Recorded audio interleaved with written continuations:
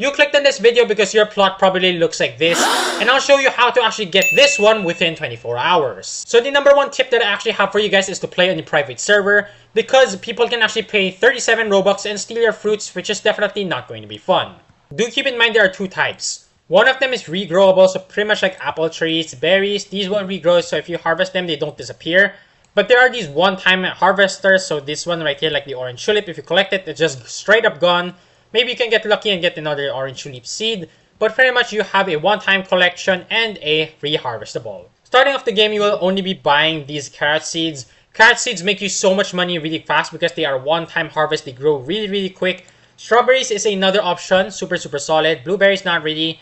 But right now, the best ones to actually farm on the early game is going to be carrot. Then you will have moved down to orange tulip, much more expensive and better. And then you will move down to daffodils, watermelons, pumpkins, bamboos. These ones are the one-time harvesters.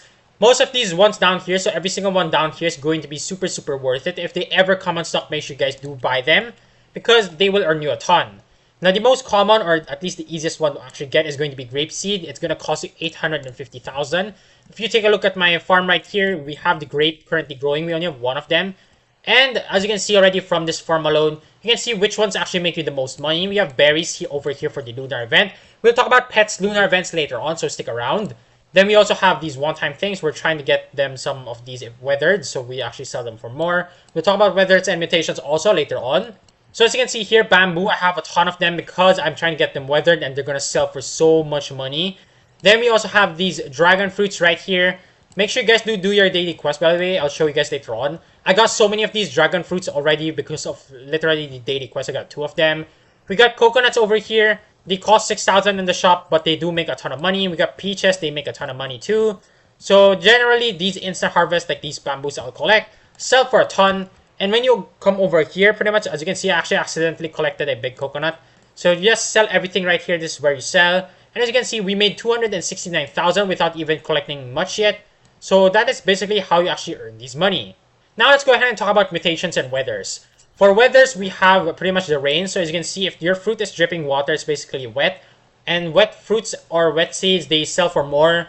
Same thing goes for these frozen ones. If there is a winter one, they become frozen. Again, they sell for more money. Then you have nighttime. They have a chance of becoming moonlit. Every single one of these has an equal chance of becoming moonlit, actually. The rarer the plant that becomes moonlit, the more worth it is. They sell for double the amount. Or you can go over to the event area and actually trade it in for some rewards, which I'll show you later on. And for mutations, of course, they can grow really big. They can be golden. They can also be these ones that are lit up. Or they can also be rainbow. If they're rainbow, they are worth so much money. It's only a 0.1% chance if I remember correctly. I'll talk about sprinklers later on. But pretty much those are your basic mutations and your basic weather, which will actually boost the amount of money you make. Before we actually move on to more money-making strategies, let's talk about the event. If you guys have moonlit seeds, make sure you guys do trade it in this big owl.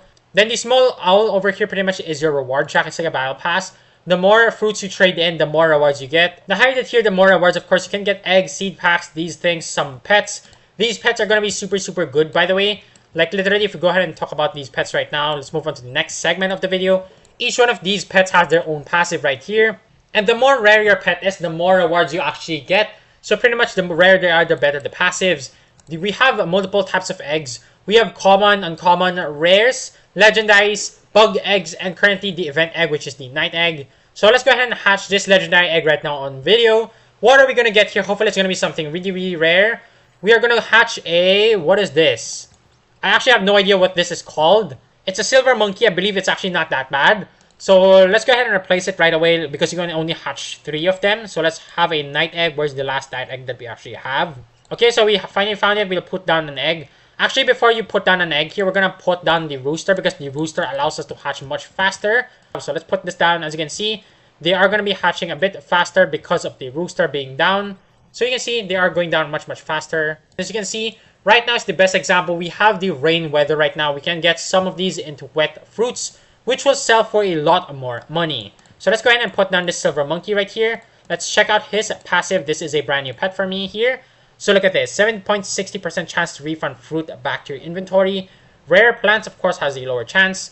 So pretty much we can try and have a chance to sell the fruit twice, which is definitely going to make us a ton of money. And pretty much you will go all the way over there to actually have a chance of buying those eggs. And next up on the topic list, we have gear shops. So gear shops, like the seed shops, refresh every 5 minutes here. When you see these lightning rods, buy them instantly. Same thing with master sprinklers. Pretty much every single sprinkler will give you a growth speed and fruit size buff. These advanced godly ones give you mutation chances for 5 minutes. Master sprinkler basically has everything and lasts for 10 minutes. It's worth 10 million, but it's super worth it. If you have any of these sprinklers already, just buy them. It's going to be super useful. Trowel you can use to move your plants. I don't care about the recall wrench or the watering can. But those are pretty much what can actually buff your mutation chances. You can get so much extra rewards by using sprinklers. And that pretty much does wrap up the video for your beginner's guide here in Grow a Garden. If you guys did enjoy, make sure you guys do leave a like and subscribe to my channel, and I'll see you guys in the next episode.